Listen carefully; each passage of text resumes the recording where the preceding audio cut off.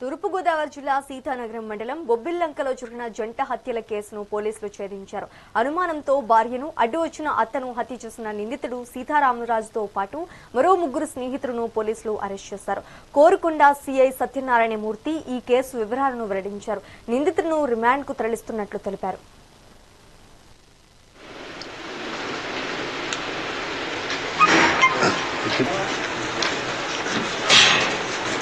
ఒక్కొక్కరు పట్టుకుంటే అధ్యంతం తీసుకెళ్ళాము. వాళ్ళు తీసుకెళ్తే ఈ నెల 2వ తారీఖు రాత్రి సుమారు 11 గంటలకి సీతానగరం పోలీస్ స్టేషన్ పరిధిలోని బొబ్బిల్లంక గ్రామంలో సుబ్బారావుపేటలో ఉన్నటువంటి సోడదాసి సీతారామరాజు, అదే ప్రాంతంలో ఉండేటువంటి సోడదాసి లత, వాళ్ళ అత్తగారు అయినటువంటి గుమ్మడి లక్ష్మిని మరి ముగ్గురితో కలిసి దారుణంగా హత్య చేయడం జరిగింది.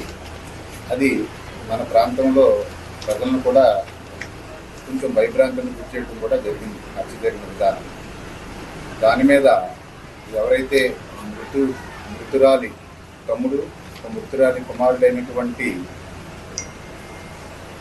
గుమ్మడి వరప్రసాద్ ఇచ్చినటువంటి ఫిర్యాదు మీద సీతానారాయణ గారి కేసు నమోదు చేసి వెంటనే నాకు తెలియజేస్తే నేను ఉన్నతాధికారులు ఆదేశాల మేరకు డిఎస్పీ గారు, నార్త్ జోన్ డిఎస్పీ గారు, అలాగే గౌరవ ఎస్పీ గారు శ్రీ నరసింహకిషోర్ ఐపీఎస్ గారు ఆదేశాల మేరకు ఒక 3 బృందాలు ఈ కేసులో దర్యాప్తులో పాల్గొని దర్యాప్తుని అన్ని విధాలుగా సైంటిఫిక్ క్లూస్ తోటి దర్యాప్తుని కొనసాగించి ముద్దాయిల్ని ఈరోజు అరెస్ట్ చేయడం జరిగింది.